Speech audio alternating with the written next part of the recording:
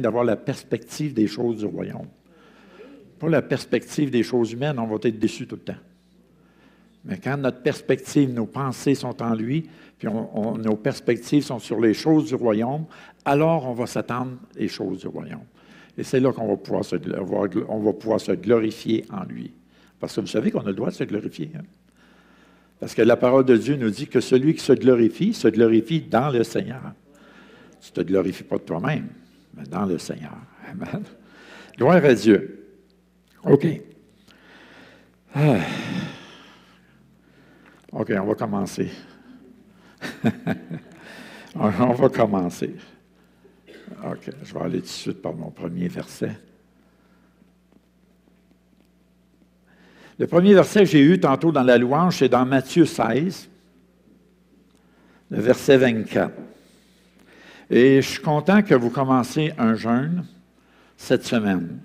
Et j'ai partagé avec votre pasteur ce matin, j'ai dit, je ressens dans mon esprit que ce jeûne va être différent de tous les jeûnes que vous avez faits jusqu'à présent. Et ce jeûne est important, bien-aimé, pour chacun de vous, et je vous encourage fortement à être le plus présent possible à ce jeûne et de vous efforcer à jeûner aussi, à la mesure de vos possibilités aussi, comme votre pasteur l'a si bien expliqué. On comprend qu'il y en a qui travaillent, puis parfois la maladie ou ces choses-là, qui nous empêchent de vraiment faire un jeûne d'abstinence de nourriture. Mais il y a toutes sortes de façons de jeûner. Juste de se priver de quelque chose pour se consacrer aux choses de Dieu, c'est déjà un jeûne en soi. Amen. Donc, à quelque part, vous pouvez tous unanimement jeûner de la façon que vous le pouvez. Donc, imaginez-vous un instant si vous venez tous ensemble jeûner avec une attente et non seulement une attente, mais aussi pour donner. Le Saint-Esprit me montrait tantôt, il dit, le problème avec mon peuple, c'est que souvent, ils viennent jeûner pour recevoir. Et moi, j'aimerais voir mon peuple venir et me donner. Et si mon peuple donne, je vais pouvoir donner en retour, dit le Seigneur. Donc, je voyais dans l'Esprit que le Saint-Esprit, ce qu'il voulait me montrer, il dit, je veux que vous appreniez lorsque vous jeûnez, que vous devez jeûner pour venir m'apporter quelque chose. Donc, le Saint-Esprit me montrait que dans le jeûne, il faut arriver puis donner des choses à Dieu qui prennent de la place, qui prennent la place de Dieu, et nous devons lui remettre. Et à quelque part, si vous voulez commencer un bon jeûne, puis qu'il soit solennel, vous commencez votre première journée de jeûne dans la repentance. Le Saint-Esprit me dit, si mon peuple se repentait la première journée qui commence leur jeûne, ça m'aiderait à pouvoir agir dans leur vie. Parce que Dieu il veut qu'on s'approche de lui avec un cœur sincère. Dieu veut qu'on s'approche de lui, pas avec toujours des demandes, donne-moi des bonbons, puis des choses comme ça. Nous devons devenir avec lui, puis lui offrir. Et la première chose qu'on doit lui offrir, c'est nous-mêmes entièrement. Un vrai jeûne, c'est ça qu'on devrait faire, c'est s'offrir nous-mêmes au Seigneur, afin que lui puisse nous donner ce que lui a à nous donner. C'est son désir, il s'est donné lui-même pour nous. À plus forte raison, on est supposé suivre ses traces, on est supposé se donner à lui. Et comme il dit dans le verset ici, dans Matthieu 16, 24, alors Jésus dit à ses disciples, il dit à nous aussi, si quelqu'un veut venir après moi, ça veut dire si tu veux le suivre, qu'il renonce à lui-même, qu'il se charge de sa croix, la croix qui représente quoi? Le renoncement, l'abandon de tout. Donc, ça veut dire qu'à chaque jour, il faut que tu renonces à toi-même. Chaque jour, il faut que tu renonces des choses. C'est ça, prendre la croix puis le suivre. Donc, on voit ici qu'il nous parle ici de renonce à lui-même, qu'il se charge de sa croix et qu'il me suive. Il n'y a rien de mieux de commencer un jeûne si vous commencez le jeûne en renonçant à tout. Vous dites, Seigneur, je te donne tout de moi. Qu'est-ce que tu veux de moi? Montre-moi, que veux-tu? Prenez l'apôtre Paul sur le chemin de Damas. La première chose qu'il dit au Seigneur quand il a réalisé que Dieu était là vraiment, il dit, que veux-tu que je fasse? Commencez votre jeûne avec cette question-là. Seigneur, que veux-tu que je fasse? Cessons de venir dans des réunions de prière, dans des jeûnes. Seigneur, donne, donne, donne. On est comme des sangsues. On veut toujours donner. Seigneur, donne, donne, donne. Mais en retour, qu'est-ce qu'on lui donne? Vous savez, bien-aimés, plus vous avancez dans le Seigneur, plus vous allez apprendre à renoncer. On n'a pas le choix, on n'y échappe pas. Plus tu vas avoir une intimité avec Dieu, plus il faut que tu renonces. Donc, on n'y échappe pas, bien-aimés. Et je crois que le Seigneur appelle ce jeûne cette semaine un jeûne solennel. Et je crois que Dieu vous appelle à ce jeûne parce qu'il veut faire une transformation dans vos vies et dans l'Église. Je crois qu'il y a bien des choses, des murs, des choses qui s'est dites, qui s'est faites dans l'Église qui a besoin de tomber avant que Dieu agisse. Et la meilleure façon de faire tomber des choses qui ont été faites dans l'Église, on parle de choses négatives, soit des mauvaises paroles, des offenses, des blessures, quoi que ce soit, toutes ces choses-là doivent briser avant de recevoir de Dieu. Vous ne pouvez pas recevoir de Dieu. N'oubliez pas la parole de Dieu, qu'est-ce qu'elle nous dit. Hein? Dieu ne peut pas mettre du vin nouveau dans des vieilles outres. Le vin nouveau va aller dans des outres neuves. Et on est appelé à être des outres neuves. Amen? Ça veut dire qu'on est supposé d'être des nouvelles créatures en Jésus-Christ. Hein? 2 Corinthiens 5, 17, je crois qu'il dit ça. Hein? OK. Et on va aller le voir. Là, j'ai un blanc, puis ça ne devrait pas arriver.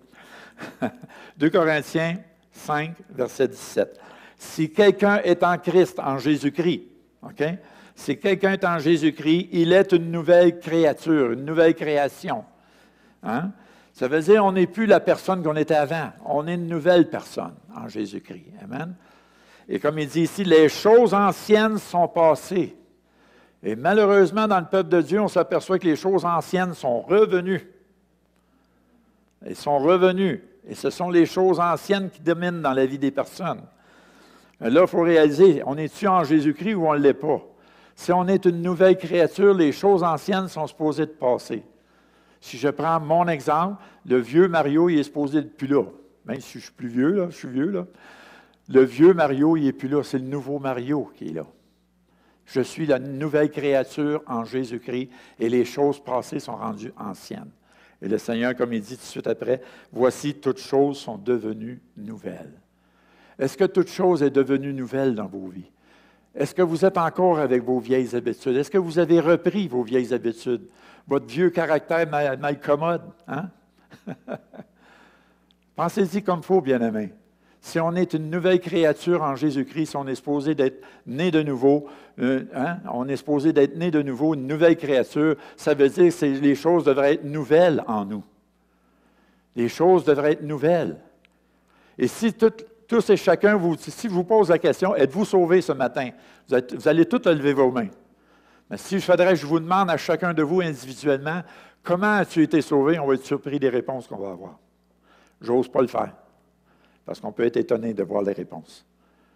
Parce que ce n'est pas parce que tu viens à l'Église, parce que tu suis ta famille dans l'Église que tu es sauvé. Il faut que tu aies vécu une expérience divine avec Dieu pour être sauvé. Est-ce que vous me suivez? Fait qu'on n'est pas sauvé parce que je suis mon frère. On n'est pas sauvé parce que ma mère et mon père vont à l'Église. Comprenez-vous? Si je prends l'exemple de Cassandre, je suis persuadé qu'elle a vécu une expérience personnelle avec Dieu. Elle ne suit pas le Seigneur parce que ses parents suivent le Seigneur. Elle a appris et elle a été obligée de vivre son expérience avec le Seigneur, j'en suis convaincu, n'est-ce pas? Oui, amen. J'avais peur que tu me donnes une réponse trop tard. Je n'avais pas peur, je le savais. Donc, c'est important, bien-aimés, vous allez rentrer dans un jeûne et je vous conseille et je vous encourage, bien-aimés, à rentrer dans ce jeûne avec une attitude de repentance. Et juste réaliser, rentrez en vous-même dans le premier jour de jeûne. Rentrez en vous-même, Seigneur, qu'est-ce que j'ai besoin de changer en moi? J'ai-tu fait des choses, Seigneur, qui te dépluent? Est-ce que j'ai offensé quelqu'un? Est-ce que j'ai blessé quelqu'un? Vous savez, vous ne pouvez pas vous approcher de Dieu si vous avez fait des choses comme ça. Vous devez commencer à vous approcher de Dieu avec une repentance. Et si vous regardez justement le Notre Père, en passant, ce n'est pas une prière. C'est un enseignement à la prière. Et quand on regarde le Notre Père, la première chose, tu dois reconnaître à qui tu t'adresses avant de faire tes demandes. Amen. Et même dans le Notre Père, il dit « Pardonne-nous comme nous pardonnons. » Oh, est-ce qu'on fait ça vraiment? On demande souvent au Seigneur de nous pardonner, mais souvent on oublie de pardonner. Puis on demande au Seigneur de nous pardonner si, comme nous pardonnons aux autres. C'est la prière qui nous enseigne ça, là. Donc, à quelque part, on s'aperçoit qu'on a beaucoup de travail à faire en nous-mêmes, en chacun de nous. Mais le plus important, bien-aimés, si vous rentrez dans ce jeûne avec ce genre d'attitude-là de repentance, et vous êtes tous unanimes à faire cela ensemble, est-ce que ça se peut que le Seigneur puisse agir puissamment? Oui. Parce que Dieu agit dans l'unité. Et si vous êtes tous d'un commun accord, dites, Seigneur, on se repent, on est une nouvelle créature en toi, Seigneur, on est supposé de marcher en nouveauté à chaque jour. Seigneur, je reconnais mes faiblesses, mes manquements, j'ai manqué, j'ai péché contre toi, je te demande pardon. Et là, le Seigneur va nous relever. Et ayez en même temps cette attitude de donner. Seigneur, que veux-tu que je fasse maintenant? Qu'est-ce que tu veux que je renonce? Montre-moi à quoi je dois renoncer. Tu sais, dans le fond, on a besoin de faire un ménage en nous pour pouvoir recevoir ce qui est divin. Dieu ne donnera pas du divin à un vase qui n'est pas propre. Amen. Donc, je vous encourage fortement à bien méditer sur cela. Et c'est pour ça que Dieu m'a donné des passages à vous donner. Et on va les voir justement tout de suite. Dans Colossiens, chapitre 3. On a un petit peu long à lire ici, mais je crois que ça va tout dans l'ensemble.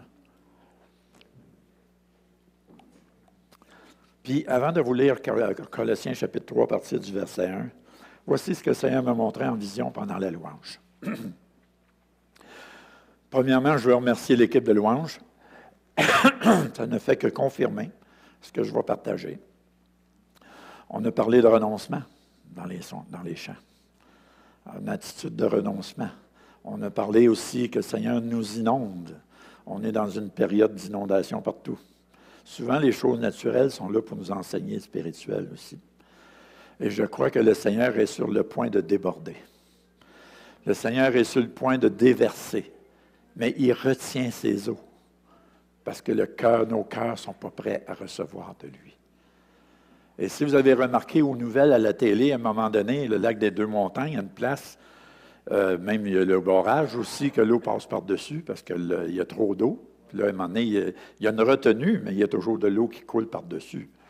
Et exactement ce que je voyais en vision tantôt, je voyais comme des écluses des cieux. Je voyais les écluses des cieux et je voyais l'eau qui débordait par-dessus. Mais le Seigneur retenait les portes fermées pour pas que ça déborde trop d'un coup, parce qu'on ne serait pas capable de le supporter. Mais le désir de Dieu, c'est d'ouvrir ses portes, ses écluses.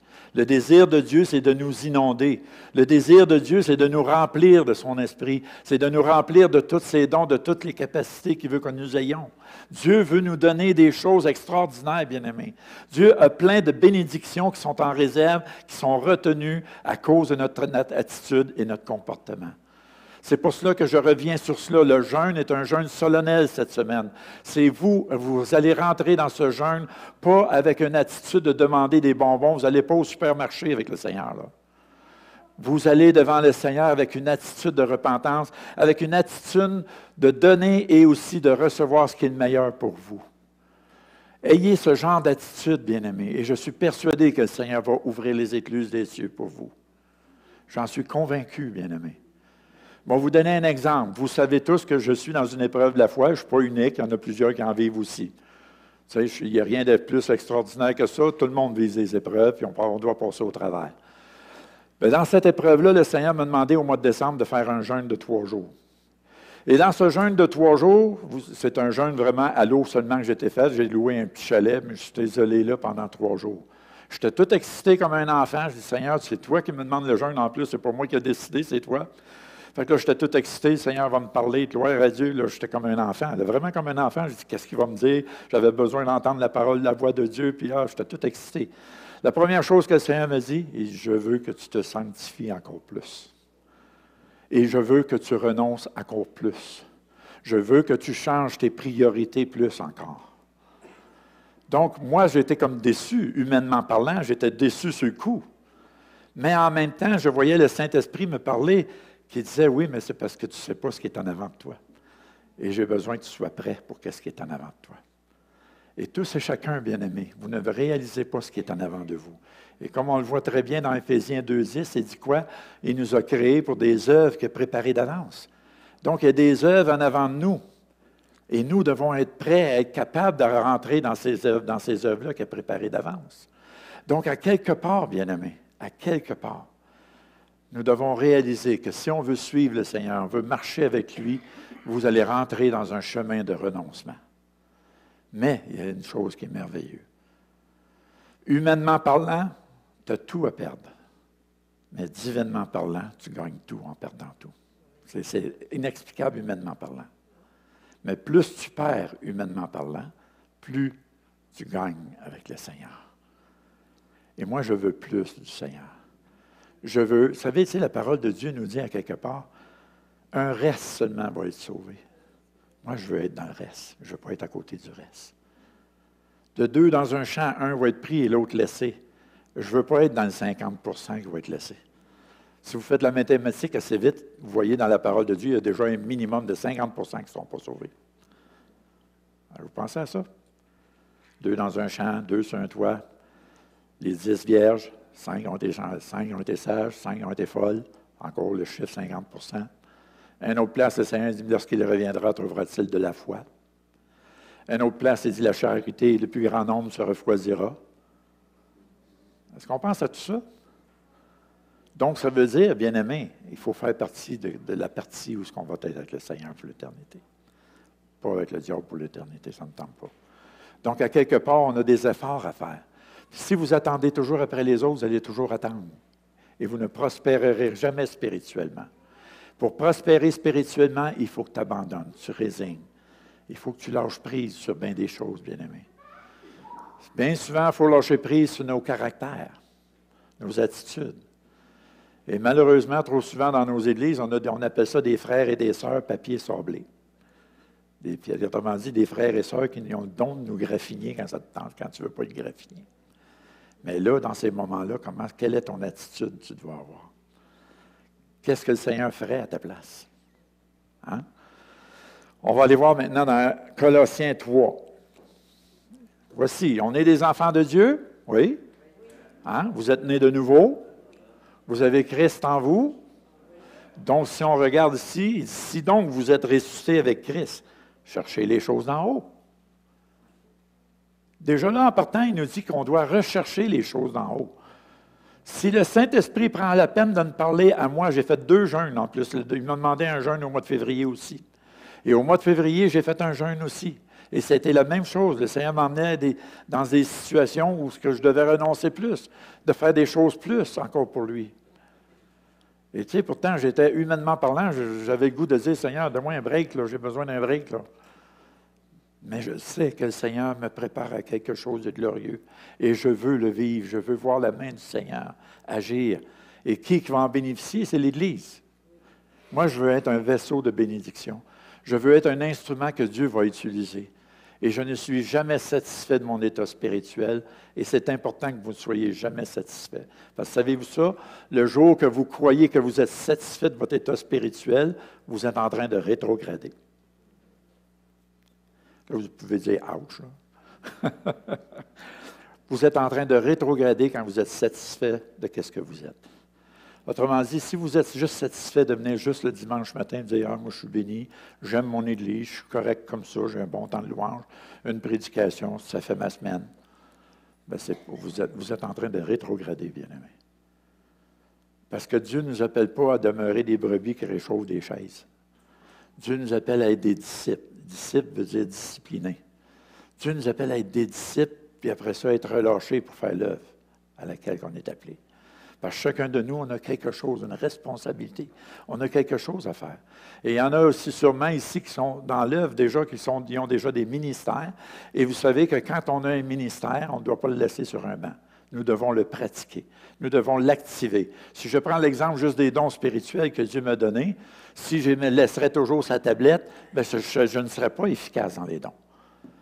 Et qu'est-ce qui fait que je suis de plus en plus efficace dans les dons spirituels? C'est parce que je les active.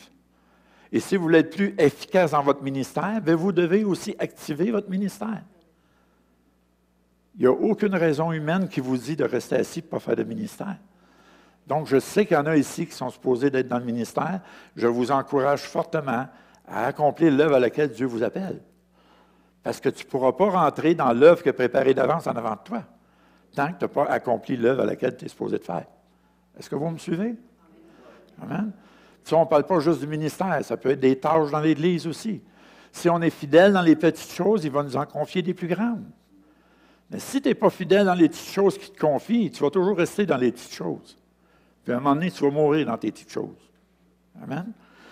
Donc, il dit, si donc vous êtes ressuscités avec Christ, cherchez les choses en haut où Christ est assis à la droite de Dieu.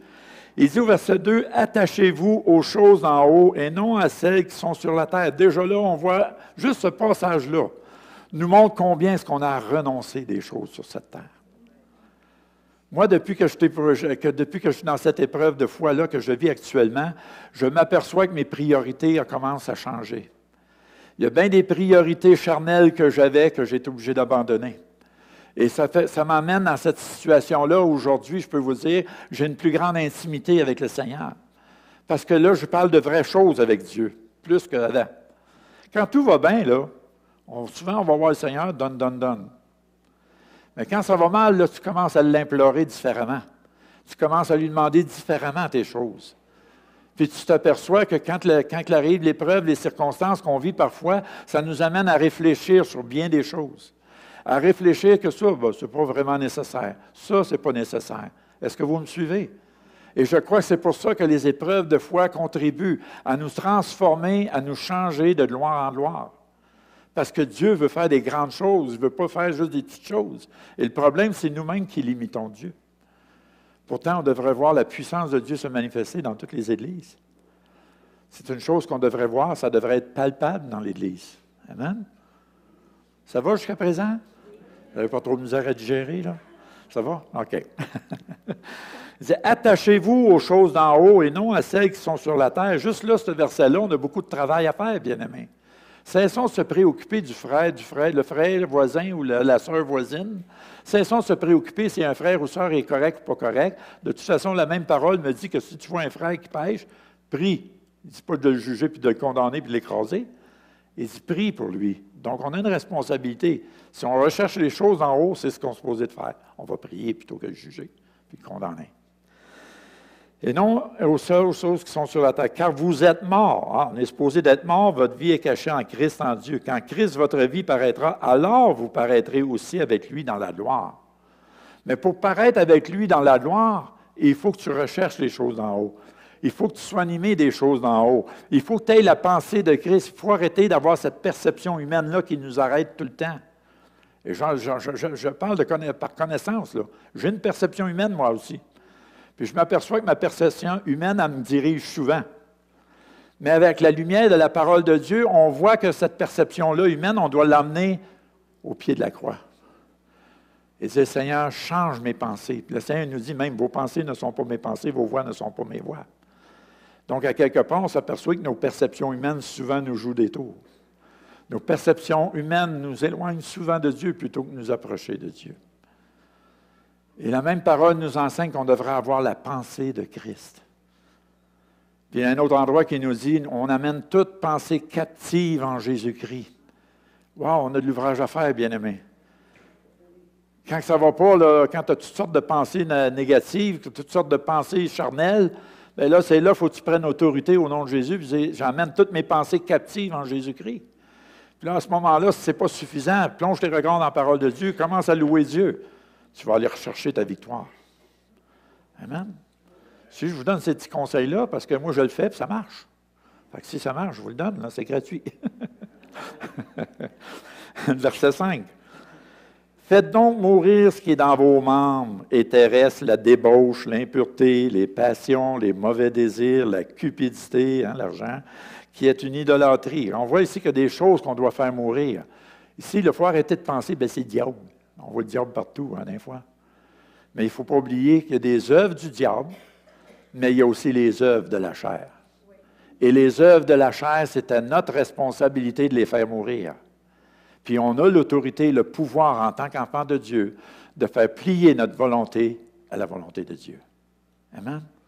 Et comme il dit, faites donc mourir ce qui est dans vos membres et terrestres, la débauche, l'impureté, la passion, les mauvais désirs, la cupidité, qui est une idolâtrie. Regardez au verset 6. C'est à cause de ces choses que la colère de Dieu vient sur les fils de rébellion. Quand il parle des fils de rébellion, c'est simple. Vous savez qu'on peut avoir des fils de rébellion dans l'Église? Savez-vous ça? Saviez-vous ça que du jour au lendemain, vous pouvez être un fils ou une fille de rébellion? Quand tu te rebelles à l'autorité de Dieu, quand tu désobéis à un commandement de Dieu, tu deviens rebelle. Tu deviens dans une rébellion. Et la colère de Dieu vient sur nous à ce moment-là. Et souvent, on se pose, bien, pourquoi, Seigneur? Pourquoi? Examinons nos cœurs, bien-aimés. Même la même parole me dit dans 1 Samuel 15, 23, je crois, qu'il dit que la désobéissance, c'est pire que la divination. Et vous savez tous, comme moi, je n'ai pas besoin de vous sortir un grand livre, là.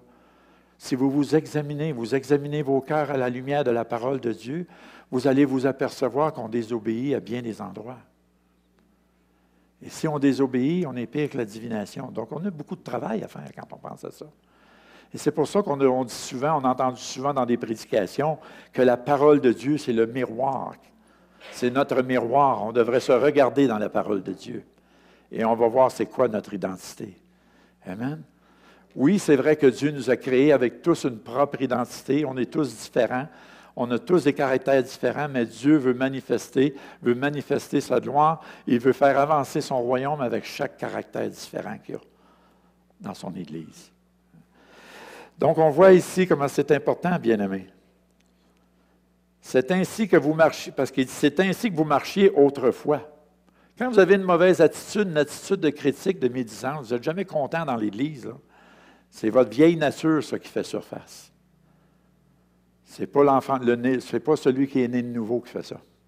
C'est la vieille nature en vous qui se manifeste. Amen?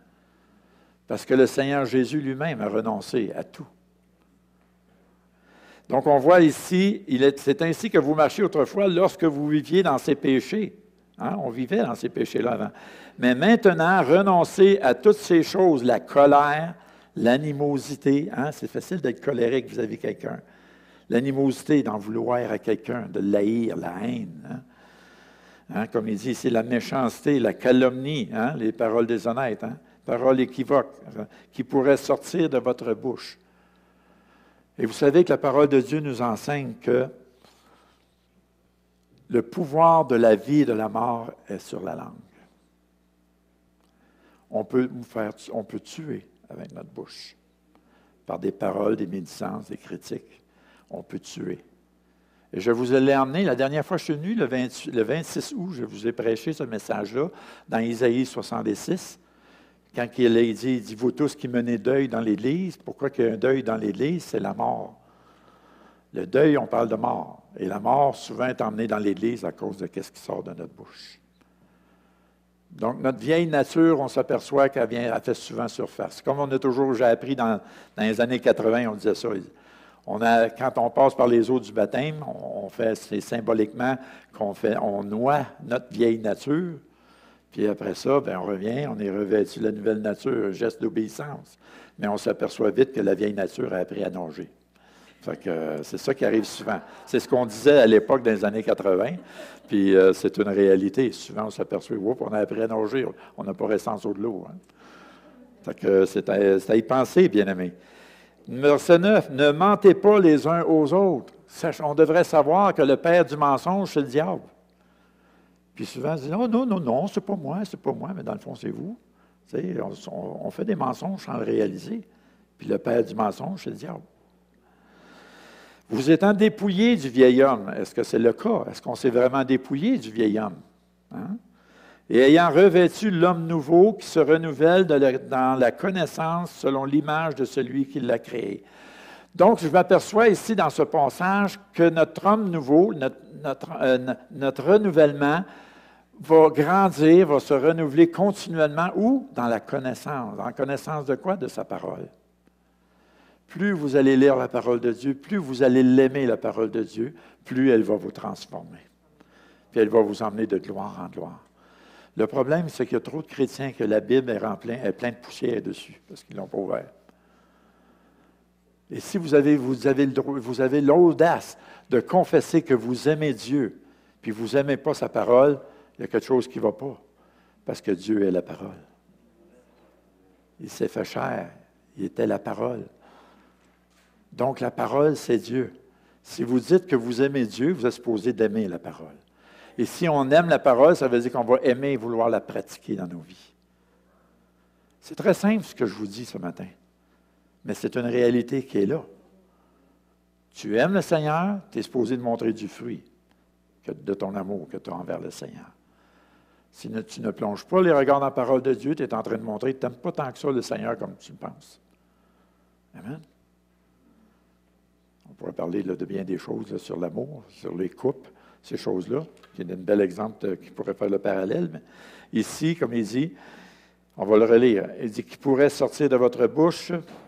Il dit, ne mentez pas les uns les autres, vous étant dépouillés du vieil homme et de ses œuvres, et ayant revêtu l'homme nouveau qui se renouvelle dans la connaissance. L'homme nouveau se renouvelle dans la connaissance. Donc, si tu ne plonges pas tes regards dans la parole de Dieu, tu ne mets pas la parole de Dieu en pratique dans ta vie, tu ne te renouvelles pas. C'est la vieille nature qui revient. Et c'est pour ça que souvent on reste surpris dans l'Église de voir des gens qui deviennent aussi charnels qu'ils l'étaient au début. Puis pourtant, ils ont connu des périodes où ce qui était rempli du Saint-Esprit. Ça va nous décevoir, puis on va en voir des choses comme ça. Et souvent, je connais bien des pasteurs que je connais, puis qui ont investi du temps, des années, à aider des gens à grandir spirituellement, puis ces mêmes personnes-là les blesser, puis s'en aller.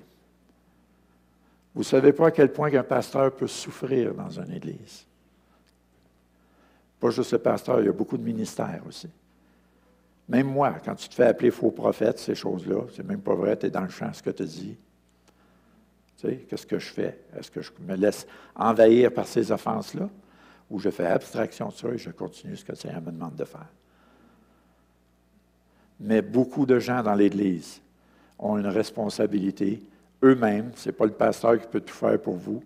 Vous avez une responsabilité pour votre croissance spirituelle qui vous appartient et que c'est votre responsabilité. Parce que lorsqu'on va comparaître devant le Seigneur, bien-aimé, vous ne pourrez pas dire « Ah, ben c'est la faute de mon pasteur » ou « c'est la faute d'un frère, d'un tel ». Il n'aura pas d'accusateur de frère. Là. Vous allez comparaître devant le Seigneur, puis le Seigneur va vous montrer sur une belle grande écran géante toute votre histoire de votre vie, et vous allez vous apercevoir que c'est vous la responsabilité de votre salut. C'est pour ça qu'il nous appelle de travailler à notre salut, c'est pas pour rien. Il y a tellement de choses qu'on pourrait dire là-dessus. Comme il dit ici au verset 11, il n'y a ni grec, ni juif, ni circoncis, ni incirconcis, barbare, chute, ni esclave, ni libre, mais Christ est tout et en tous. Donc ici, on voit vraiment, comme la parole de Dieu nous enseigne, qu'il ne fait point exception de personne. Il nous aime tous du même amour. Et il désire tous nous bénir sans faire de différence avec qui que ce soit. Parfois, j'entends des chrétiens qui disent « Comment ça se fait que toi, tu es plus béni? » Ou « Comment ça se fait que moi, je ne suis pas béni? » On pourrait arriver puis commencer à s'asseoir et dire « C'est à cause que tu fais ci, c'est à cause que tu fais ça. » Ou bien, est-ce que regarde ton état, regarde à la lumière de la parole de Dieu, comment est-ce qu'il est ton cœur? Comment est ton obéissance envers Dieu? Ça ne veut pas dire, j'ai été béni souvent, mais il y a des périodes, je ne l'étais pas béni, puis je me demandais si le Seigneur un jour me bénirait. J'ai connu des longues périodes où je ne ressentais même pas la présence de Dieu, des longues périodes où Dieu ne me parlait pas du tout. Puis je disais, c'est ça, il ne me parle pas, il parle juste aux autres. Puis aujourd'hui, il m'utilise pour parler. Donc, je dis souvent, mieux vaut la fin d'une chose que son commencement, dans Ecclésiaste 7, 8. Puis il y en a qui m'ont dit, « Ouais, mais tu le vis aujourd'hui là, avec ta femme, hein? » Oui, je le vis, c'est vrai. Mais ça ne m'empêche pas de croire toujours ce passage, parce que c'est ce passage-là qui m'a sauvé bien des situations. Pourquoi? Parce que ça m'a fait continuer à garder mon espérance sur la fin qui va être glorieuse. Je fais face au choix, comme vous tous, de regarder aux circonstances, puis de me laisser détruire, de me laisser guider par les émotions qui m'ont été déçues toute ma vie. Parfois, vous pouvez avoir des frères et des sœurs qui vous ont offensé, qui vous ont blessé. Vous faites le choix encore. Vous pouvez rester dans ces émotions-là négatives, et ça va vous gruger, vous détruire. Ou bien vous faites le choix de dire, « Seigneur, je te remets cette situation-là. Je te remets toutes ces offenses, ces critiques, puis vous pardonnez. » Et Dieu, comme il dit, « Pardonne-nous nos offenses comme aussi nous pardonnons. » Donc, si nous pardonnons, Dieu nous pardonne, c'est garanti. Ça va? Gloire à Dieu. Gloire à Dieu. On continue.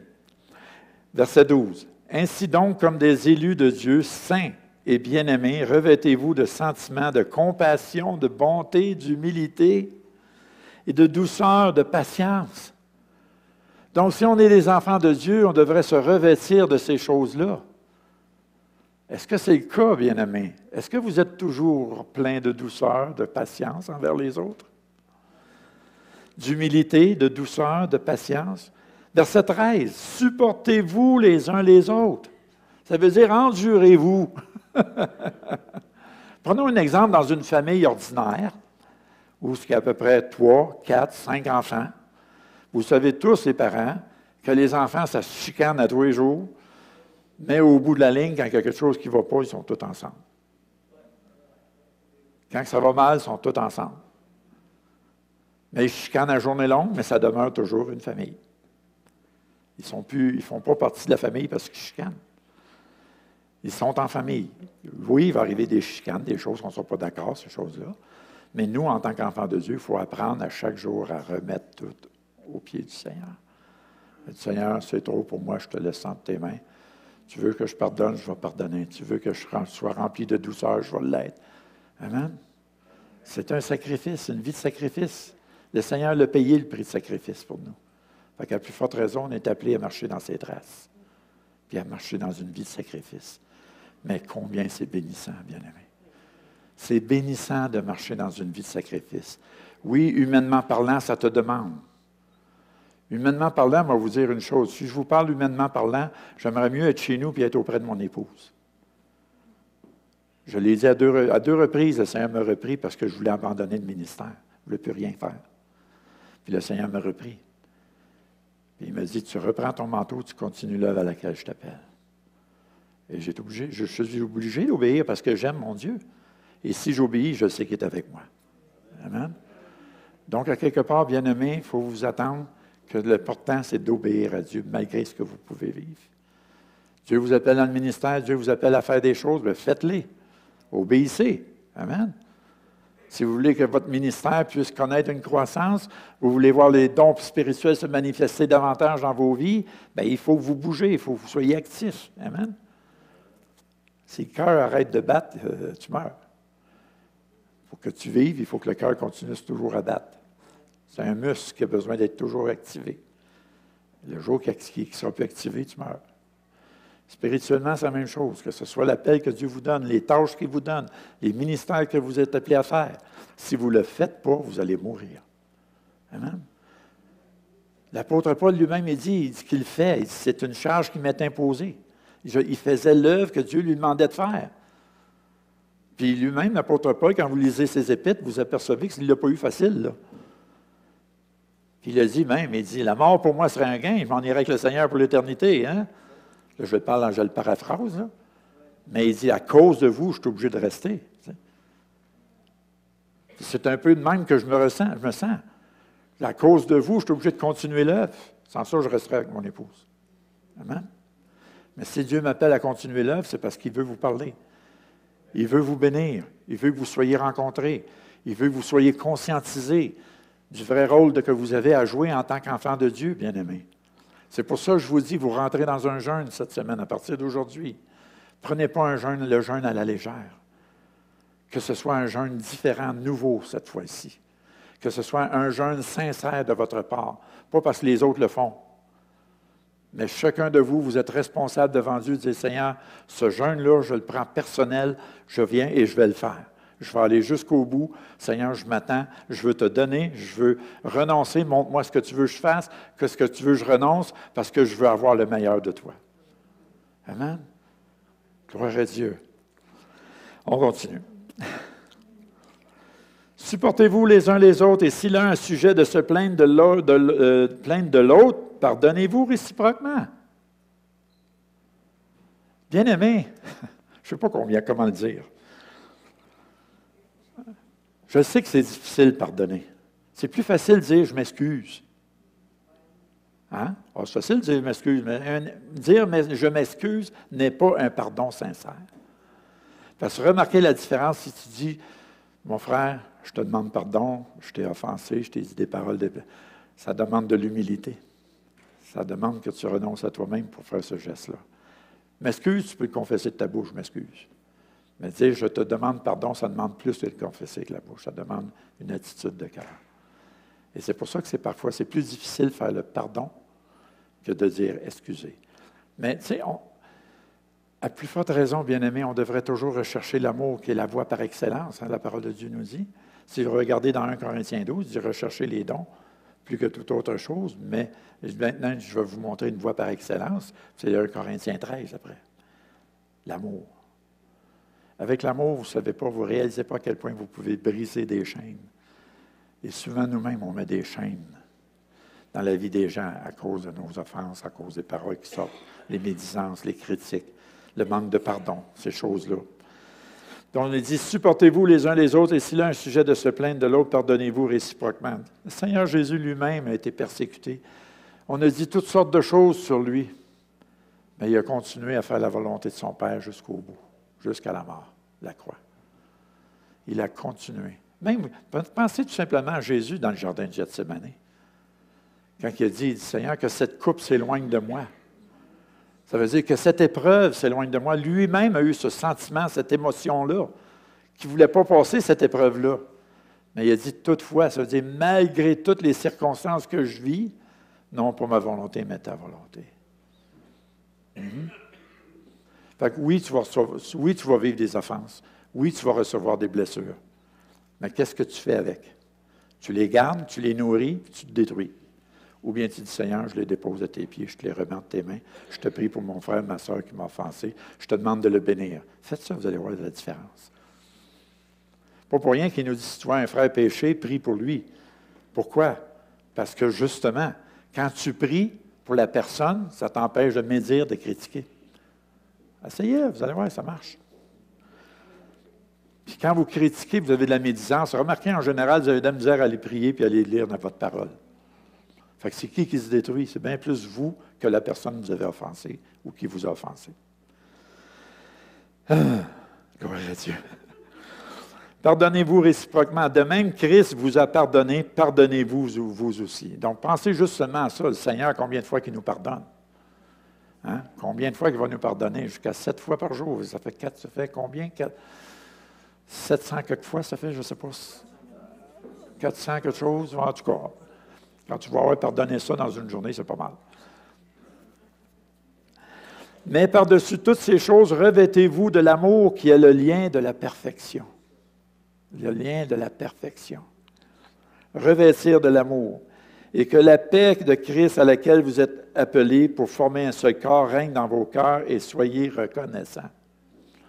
Quand tu prends cette attitude-là de cœur, de pardonner, cette attitude-là de cœur d'accomplir ce que Dieu nous enseigne, qu'il nous demande de faire, bien c'est sûr, assurément, que la paix de Dieu va être en vous, puis ça ne vous nuira pas dans votre communion avec Dieu. Allô, êtes-vous là? Oui? Correct. Vous avez le droit de réfléchir pendant que je parle, là, c'est correct. Il dit, et soyez reconnaissants. Je vais vous dire une chose, je vous le confesse aujourd'hui, je n'ai jamais été aussi reconnaissant envers mon Dieu depuis que je suis dans cette épreuve de foi. Mon cœur est rempli de reconnaissance envers Dieu plus que jamais. Parce que je sais qu'il est en contrôle, je sais qu'il est avec moi, je sais qu'il me bénit, je sais que sa main est sur Linda, je sais que sa main est sur moi. Je sais qu'il me donne sa force à tous les jours. J'ai toutes sortes d'opportunités qui me démontrent que je dois être reconnaissant envers lui, que je ne peux pas faire autrement. Dieu pourvoit à tous mes besoins. Vous savez que CHSLD, là, ceux qui ne le savent pas, là, préparez-vous, si ça vient qu'arriver, c'est 2000 $ par mois que ça vous coûte. Ça touche un budget pas mal, ça. Là. Fait que là, il faut que tu fasses confiance à Dieu. Mais le Seigneur m'avait donné une promesse dès le début qu'il pourvoirait à tous mes besoins. Ça fait 9 mois que je paye 2000 $ par mois. Là. Puis Dieu a toujours pourvu, ça n'a jamais touché mon budget. Des gens de partout qui m'envoyaient des dons, disaient, le Seigneur me met à cœur de te donner ça. Je suis étonné de voir la main du Seigneur agir, mais sa promesse est certaine. Il a dit, je vais pourvoir, ne t'inquiète pas. Et Dieu a pourvu. Ça fait 9 mois, là, qu'il est placé. Puis je ne manque pas d'argent, je ne vois pas mon compte de banque baisser. C'est humainement parlant, ce n'est pas comprenable. Mais divinement parlant, c'est comprenable. parce que je sers un grand Dieu. Si vous imaginez pas tous les petits détails, comment est-ce que Dieu pourvoit dans ma situation, vous seriez étonné. Je dis, pourtant, Seigneur, j'aimerais mieux, pourtant, quand même, je changerais tout ça, parce que tu disais, tu ordonnerais à Linda qu'elle soit complètement guérie. Mais à travers la situation, ça parle à beaucoup de gens. Je vois que ça parle déjà comme ça commence à travailler mes enfants. Ils se rapprochent de plus en plus de moi. Ça change leur comportement, leur attitude. J'ai plein d'églises, des gens, des chrétiens partout à travers le Canada qui m'appellent pour avoir toujours des nouvelles. Il y a tellement de gens concernés par rapport à la situation de Linda. Moi-même, j'ai l'espérance que Dieu va la guérir, qu'elle va être un miracle sur deux pattes, puis on va retourner sa route, ça va être un témoignage puissant. Ça c'est mon désir.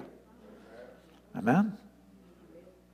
Mais même si, je dis bien, si Dieu vient la chercher, je vais être toujours reconnaissant envers Dieu. Parce que Dieu est en train de faire une œuvre de transformation en moi pendant ce temps-là. Amen. Gloire à Dieu. Le Seigneur est bon. On réalise seulement quand on passe des épreuves, des circonstances difficiles, comment est-ce qu'on sert un grand Dieu. Parfois, on pense qu'il nous a abandonnés, mais il ne nous abandonne jamais. Et que la paix de Christ, à laquelle vous avez été appelés pour former un seul corps, règne dans vos cœurs et soyez reconnaissants. Amen. Comme il dit après ça, on va lire le verset 16 avec, tant qu'à y être.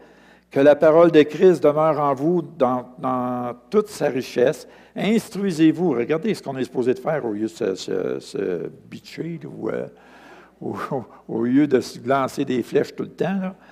Il dit, instruisez-vous et exhortez-vous les uns les autres en toute sagesse. Ça veut dire, soyons sages avec nos paroles. Soyons sages avec nos paroles, par des psaumes, par des hymnes, par des cantiques spirituels, chantant à Dieu dans vos cœurs en vertu de la grâce. Vous allez faire ça cette semaine. Vous allez avoir des enseignements, de la louange, des temps de prière pendant ce temps de jeûne. Profitez de cette occasion-là de vous reconnecter avec le Seigneur. Et c'est toute l'Église qui va en bénéficier, bien-aimés. Je pense qu'il est temps qu'on prenne le taureau par les cornes, comme on dit, là. Puis il dit, ben là, c'est assez. Il dit, tu as assez joué avec nous autres. Tu nous as assez manipulés avec des paroles vaines de nos bouches. Maintenant, je pense qu'il est temps qu'on passe à autre chose. Je crois que le royaume de Dieu doit continuer d'avancer. Puis sa venue est encore plus proche qu'avant. Donc, le Seigneur est proche, son retour vient bientôt. Et nous devons être prêts. Notre attitude de cœur est bien importante, bien-aimés. Dieu, les affaires avec Dieu, ça se passe avec le cœur.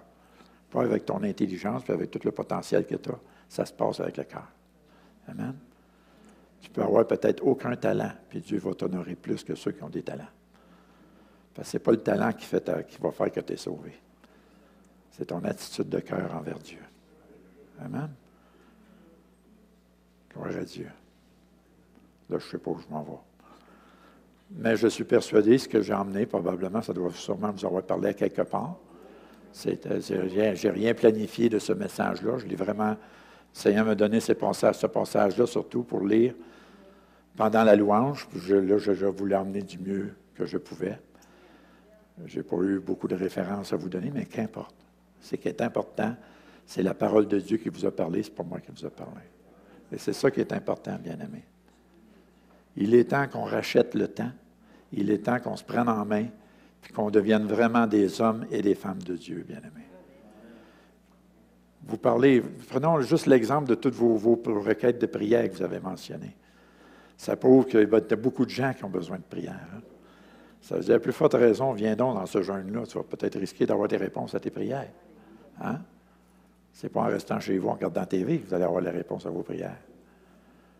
Embarquez dans le jeûne, puis allez chercher votre bénédiction, bien-aimés.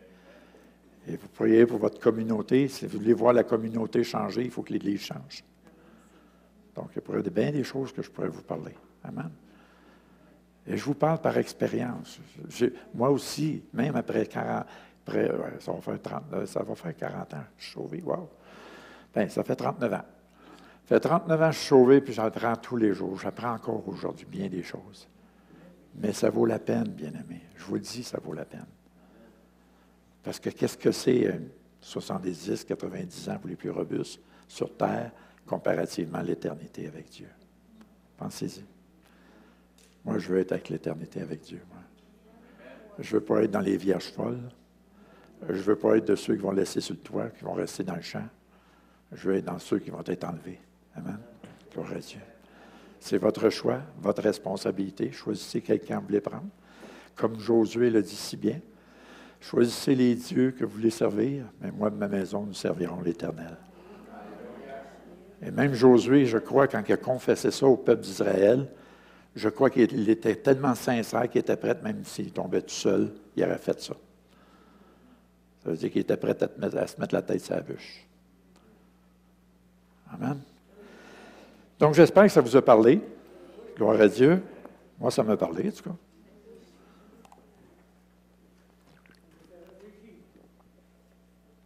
Oui.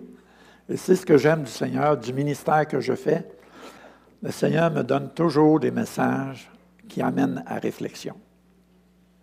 Fait que dans le fond, c'est comme si je vous garoche la balle sur votre côté. Le Seigneur me donne de quoi, puis je vous le donne, mais qu'est-ce que vous faites avec? C'est votre responsabilité. Moi, ma responsabilité est faite, je vous l'ai donnée. Maintenant, qu'est-ce que vous allez faire avec? Ça devient votre responsabilité. Ce n'est pas la faute de Pierre-Jean-Jacques, ce n'est pas la faute de votre pasteur ou quoi que ce soit. Vous êtes responsable de votre salut. Amen. Et pensez-y, vous rentrez dans un jeûne aujourd'hui. Si vous n'avez pas eu une bonne attitude les dernières semaines, les derniers mois, vous avez offensé, blessé des gens, vous avez dit des choses qui n'étaient pas agréables, commencez votre jeûne dans la repentance. Pensez à l'exemple. C'est quel exemple? Il dit, si tu as quelque chose contre ton frère, il dit, laisse ton offrande à l'autel, puis va te réconcilier. Après, viens offrir ton offrande. C'est la même chose dans un jeûne. Avant de commencer un jeûne, va régler ton problème avant. Le problème se règle premièrement avec Dieu. Parce que des fois, tu peux arriver et vivre des circonstances. Tu ne peux pas des fois aller pardonner tout de suite à ton frère ou à ta sœur. La circonstance ne se prête pas. Mais premièrement, mets-toi en règle avec Dieu et Dieu va préparer le chemin pour que tu puisses aller régler l'autre situation. Amen. Je vous dis, ça marche, ça fonctionne. Imaginez-vous, si vous commencez ce jeûne avec cette attitude d'humilité et de repentance, qu'est-ce que ça va être le reste de la semaine? Attendez-vous à des choses de Dieu. Et pendant que vous allez être en jeûne, moi je ne suis pas en jeûne. Je ne serai pas en jeûne. Mais je vous promets que je vais prier pour vous à tous les jours, par rapport que vous êtes en jeûne. Puis je vais prier pour que le Seigneur vous parle, vous donne des directives, que le Seigneur touche vos cœurs, puis qu'il vous fasse voir qu'est-ce qui est la laideur de votre péché, puis quoi que ce soit. Je vais prier de cette façon-là pour vous, afin que Dieu puisse faire une œuvre merveilleuse en chacun de vous. Et même que je revienne vous voir, je vais entendre des bons commentaires. Amen. Je suis comme un beau-père, moi, il va falloir que je revienne pour entendre des bons commentaires. Amen. Gloire à Dieu. Merci, Seigneur. Seigneur, je te remercie pour ta parole. Je te remercie pour ton Saint-Esprit. Seigneur, tu connais les besoins de ton Église. Je te prie, Père, que tu puisses toucher chaque personne, chaque famille représentée dans ce lieu. Seigneur, je sais, je suis ton serviteur et je reconnais que sans toi, je ne peux rien. Mais qu'avec toi, Seigneur, je peux tout, Seigneur. Et Père, tu m'as donné des dons, mais sans toi, je ne peux rien non plus. Seigneur, manifeste, Seigneur, tes dons prophétiques, Seigneur, ce matin. Touche les cœurs, touche les familles, ceux qui ont besoin d'être touchés ce matin, Seigneur. Sois élevé et glorifié en tout, Seigneur. Tu es un Dieu merveilleux, Seigneur. Dans le nom puissant de ton Fils Jésus, Père, je te demande que tu me guides, que tu me conduises, que tu m'inspires, dans le nom puissant de Jésus. Amen. Amen. Gloire à Dieu. Merci, Seigneur.